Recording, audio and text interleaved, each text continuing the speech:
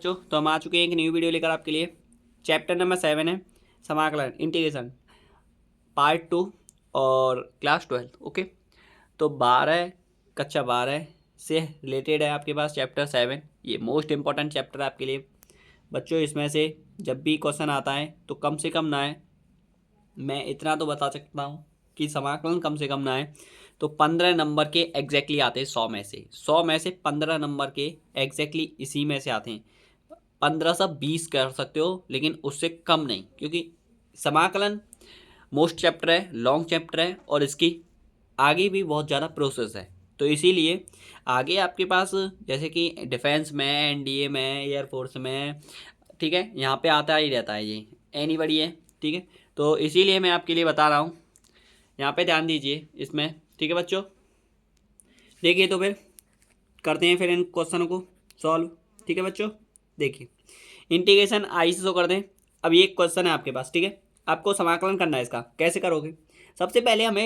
सबसे पहले हमारी जो कमज़ोरी होती है बच्चों, जो कमज़ोरी होती है आपकी, उस बारे में मैं आपको बताना चाह रहा हूँ कि जैसे भी आपको पहले समाकलन पहचानना पड़ता है कि ये किस बेस से हो सकता है, ठीक है। तो सबसे पहले उस बेस को समझते हैं। यहाँ पे आपके पास 1/x plus x log x है। इसमें एक्स गुणे में है, इसमें इसमें खाली सिंगल है, इसमें 1 है ना यहाँ पे, तो इसीलिए इसमें से दोनों में से एक्स कॉमन आ जाएगा।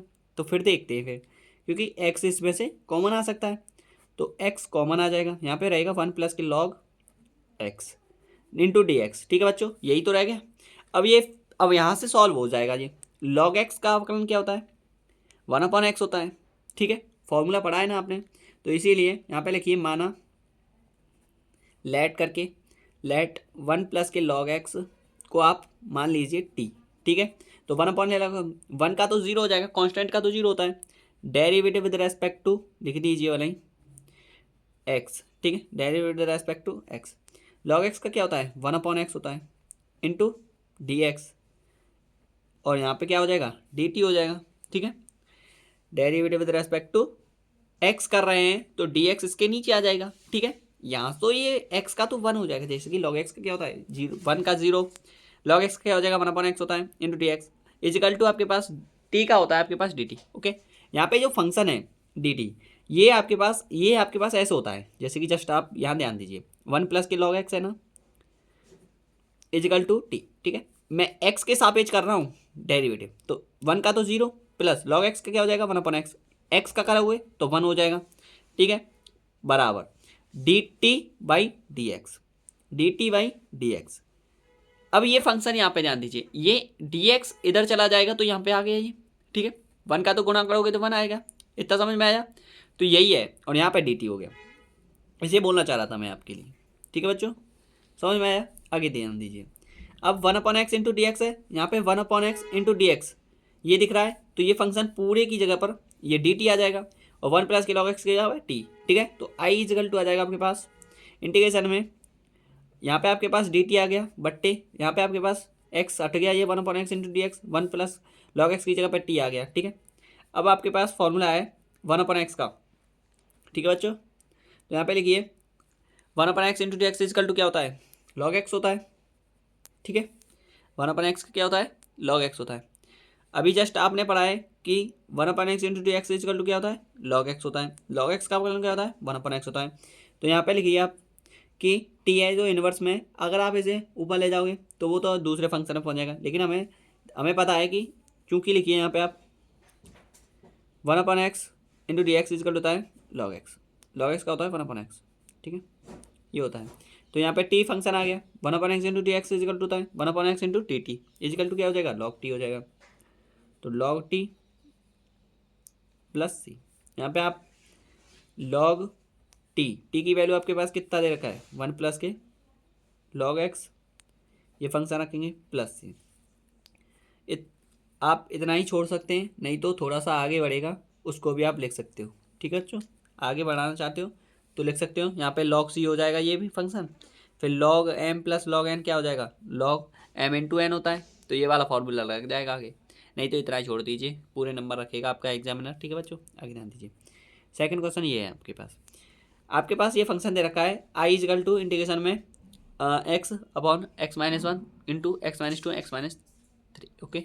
ये मोस्ट इंपॉर्टेंट है, ध्यान देना, ये मोस्ट इंपॉर्टेंट है। इसको कैसे करेंगे, इसका तरीका क्या है, इजी से क्वेश्चन है लेकिन इसका जो बेस है वो बहुत टफ रहता है, ठीक है। तो ध्यान दीजिए, आई इजकल टू आपके पास ये फंक्शन है, ठीक है। तो कैसे करेंगे, इसको सॉल्व करेंगे तो सबसे पहले हमें ये पहचानना पड़ता है, ये आपके पास जो फंक्शन दे रखा है गुणे वाला है, ठीक है। आपके पास ये आंशिक भिन्न पढ़ा होगा आपने, आंशिक भिन्न वो वाला है ये, ठीक है बच्चों, उससे रिलेटेड है ये, ठीक है। ध्यान दीजिए यहाँ पे आपके पास जैसे कि आपके पास आई इजिकल टू आपके पास ये फंक्शन है, ठीक है। तो इस फंक्शन को आप पहले तो मान लीजिए, लेट कीजिए, यहाँ पे ध्यान दीजिए जरा, आई मान लीजिए, माना, यहाँ पे ध्यान दीजिए, माना जो भी फंक्शन है उस फंक्शन को रखेंगे, अलग से रखेंगे इसको। आपको ये मान लिया है आपने, आपने ये फंक्शन इस भाग में तोड़ दिया, ऐसे कुछ फंक्शन माना और इसको आपने ऐसे तोड़ा कि इसके नीचे x-1 प्लस बी के नीचे x-2 प्लस सी के नीचे x-3, सॉरी, ये आपके पास फंक्शन में रखोगे, आगे ध्यान देंगे। फिर बच्चों यहाँ से आपके पास इतना फंक्शन होने के पश्चात आपको फिर इन फंक्शनों को फिर से यहाँ पे आपको इनको एक डिवाइड में लेना पड़ेगा, जैसे कि एक भिन्न करते हो, जैसे कि x-1 x-2 x-3, इनको लसा हो जाएगा, ये एलसीएम आ गया। और एलसीएम आते ही यहाँ पे आपके पास ये फंक्शन है, ठीक है। तो x-1 से x-1 में भाग दोगे तो ये फंक्शन बच रहे हैं, तो यहाँ पे लिख देंगे x-2 x-3, ओके। आगे ध्यान दीजिए, अब जस्ट प्लस करेंगे, b रखेंगे, अब b के फंक्शन में x-2 से डिवाइड दोगे तो ये फंक्शन दो बच रहे हैं, तो x-1 x-3।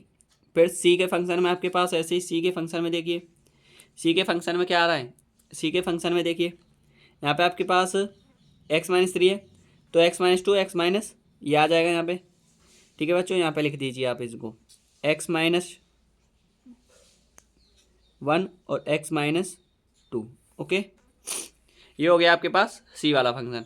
तो ध्यान दीजिए यहाँ पे आपके पास इतना क्लियर होने के पश्चात अब जो भी फंक्शन आया है, अब आप क्या करोगे, इनका वेरिएबल निकालोगे। जैसे कि आपने इतना निकाल दिया, अब आप इनके मान निकालोगे, ठीक है, वैल्यू निकालोगे, वैल्यू ए बी सी तीनों के निकालना पड़ेगा। तो इसीलिए यहाँ पे आप लिखिए, यहाँ पे ध्यान दीजिए, सबसे पहले हम निकाल रहे हैं x-2 अगर जीरो कर दिया जाए, चूँकि लिखिए x-2 इजिकल टू जीरो हो तो x बराबर कितना हो जाएगा, 2 हो जाएगा, इधर 2 चला जाएगा, ठीक है।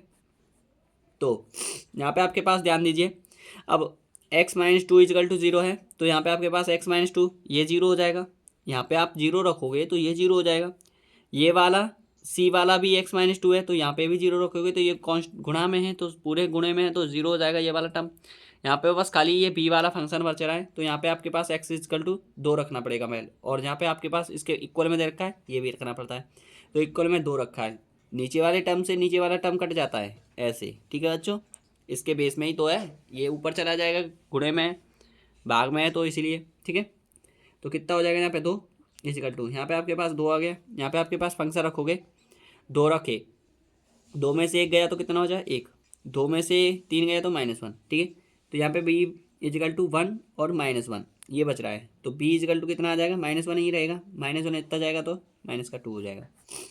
c निकालिए, c आपके पास फंक्शन क्या दे रखा है, हाँ, फिर चूंकि लिखेंगे, फिर आप x-2 जीरो माना, अब आप मानिए x-3 शून्य मान लीजिए, इसमें से देख लीजिए या फिर किसी में से भी देख लीजिए, क्योंकि पहले x-1 नीचे से आपको हर देख के आंसर निकालने पड़ते हैं। जैसे कि x-1 पहले शून्य माना, जो सॉरी x-2, फिर आपने x-3 मान रहे हो तो x-3 मान लीजिए, कोई सा भी पहले आगे मान लीजिए, उससे कोई फर्क नहीं पड़ेगा, इक्वल आंसर आता है। जीरो हो तो x इजिकल टू कितना आ जाएगा 3, ऐसे ही हो जाएगा, क्योंकि x बराबर कितना हो जाएगा, इधर 3 आ जाएगा। अब x-3 ये 0 हो जाएगा, ये वाला 0 हो जाएगा, b वाला, c वाला नहीं होगा, तो c वाले पे देखिए, तो x इजिकल टू कितना रखिएगा 3, तो यहाँ पे आपके पास कितना हो जाएगा, ये x की वैल्यू यहाँ पे रखी है, ध्यान रखना है, ये कांस्टेंट नहीं है ये, ठीक है बच्चों। x जो है भी चर संख्या है, ध्यान देना, ठीक है बच्चों। आगे ध्यान दीजिए, अब यहाँ पे आपके पास कितना फंक्शन हो गया सॉरी बच्चों, यहाँ ध्यान दीजिए, x-3 इजिकल टू 0 हो गया। अब 0 रखोगे तो यहाँ पे आपके पास फंक्शन है x-3, ये 0 तो x-1, यहाँ पे 3 रखोगे, 3 में से 1 गया तो कितना बचेगा 2, यहाँ पे 3 में से 2 गया तो कितना बचेगा, 1, इतना ही तो बचेगा। ध्यान दीजिए जरा, 3 में से 1 गया तो 2, और 3 में से 2 गया तो 1, तो कितना आ गया यहाँ पे आपके पास, C=2 2 1 2, 2 इसके नीचे चला जाएगा, 3/2 आ जाएगा C की वैल्यू। अब इसके बाद आती है आपके पास, चूंकि करिए x माइनस 1=0 हो, तो अब एक ही तो रह गया है, ये 2 तो निकाल दिए, 1 और 2 और 3, तो x माइनस 1=0 हो तो 0 हो तो x इजकल टू कितना आ जाएगा, 1 आ जाएगा। यहाँ पे ध्यान दीजिए, आपके पास ये फंक्शन हो गया, ठीक है, नहीं दिख रहा है, आगे देख लीजिए, देखिए आगे, इतना बेस क्लियर हो गया बच्चों, ठीक है। आगे ध्यान दीजिए, देखिए फिर बच्चों आगे x माइनस 1=0 हो तो x इजकल टू 1 आ जाएगा। यहाँ पे आपके पास फंक्शन कितना होगा, x माइनस 1 ये 0 हो जाएगा, ये वाला 0 हो जाएगा, b और c, तो बचा ये a। तो a के लिए आपके पास क्या हो जाएगा, यहाँ पे आपके पास 1 रखोगे x के कांस्टेंट में, 1 इजकल टू a की जगह पर a रखोगे कोष्टक में, x माइनस 1 और x माइनस 2 की जगह पर एक, यहाँ पे आपके पास कितना है, 1 है, तो x इजकल टू 1 है, तो 1 में से 2 गया तो कितना बचेगा, -1 बचेगा, 1 में से 3 गया तो कितना बचेगा, -2 बचेगा, तो कितना हो जाएगा आपके पास, -2 हो गया, तो ए इजकल टू कितना आ गया, 1/2 हो जाएगा, क्योंकि ये गुणे में इधर जाएगा तो डिवाइड में हो जाएगा। अब ये इतना आ गया आपके पास, ठीक है, ए इजकल टू इतना, ये आपके पास वैल्यू आ गई। अब आप इस वैल्यू को यहाँ पे पुट करोगे, आपने ये फंक्शन मान लिया, इस फंक्शन को काट पीट कर आपने इस वाले फंक्शन से न्यू फंक्शन बनाया जो ये वाला फंक्शन है। अब इसको आपको इन्हीं पर सभी पर इंटीग्रेशन करना पड़ेगा, ठीक है। देखिए करते हैं, देखिए बच्चों यहाँ पे आपने ये लिख लिया, ठीक है, वैल्यू लिख गए। अब आपने यहाँ पे आपको ए बी सी की वैल्यू डाल देनी है, यहाँ से बी की वैल्यू है, सी की वैल्यू और ए की वैल्यू, ये पुट कर दोगे आप। यहाँ पे आप जो कांस्टेंट है, ये सभी कांस्टेंट हैं, आपने इंटीग्रेशन में पढ़ा होगा कि कांस्टेंट सभी बाहर आ जाते हैं, तो हम कांस्टेंट को साथ ही बाहर ले रहे हैं, ठीक है, एक साथ ही बाहर ले देते हैं। तो ए की वैल्यू 1/2 बाहर ले लिया मैंने, ए की वैल्यू हट गई यहाँ से, तो 1/x माइनस 1 इंटू dx रह गया, प्लस यहाँ पे आपके पास इंटीग्रेशन लगाएंगे, यहाँ पे आपके पास बी की वैल्यू कितनी है, -2, तो -2 बाहर ले रहे हैं आप, -2 बाहर ले लिया, ठीक है, बी की वैल्यू हट गई, 1/x माइनस 2 आ गया, इंटू dx हो गया, प्लस सी की वैल्यू आपके पास कितना देगा, 3/2 बाहर आ गया, इंटीग्रेशन लगाया, 1/x माइनस 3 इंटू dx हो गया। आपके पास यहाँ से आगे क्या आएगा, 1/2 1/x का क्या हो जाएगा, log x हो जाएगा, log x हो गया, प्लस माइनस हो जाएगा, -2 हो जाएगा, यहाँ पे 1/x क्या हो जाएगा आपके पास, log x हो जाएगा, तो log x हो जाएगा, यहाँ पे 1/x का क्या हो जाएगा, log x हो जाएगा, आगे प्लस 3/2 1/x का क्या हो जाएगा, log x हो जाएगा, log x हो जाएगा, ठीक है बच्चों, प्लस c, इतना क्लियर हो गया, और यही आपके पास आंसर है। आगे थोड़ा सा लिख दीजिए, जस्ट 1/2 log, और भी फॉर्मेट बहुत ज़्यादा आगे बढ़ जाता है, इंटीग्रेशन की कोई वैल्यू सीमा नहीं होती, ठीक है, -2 log x minus 2 plus 3/2 log x minus 3 plus c, ये वाला फंक्शन बनेगा, और यही इसका आंसर है, ठीक है।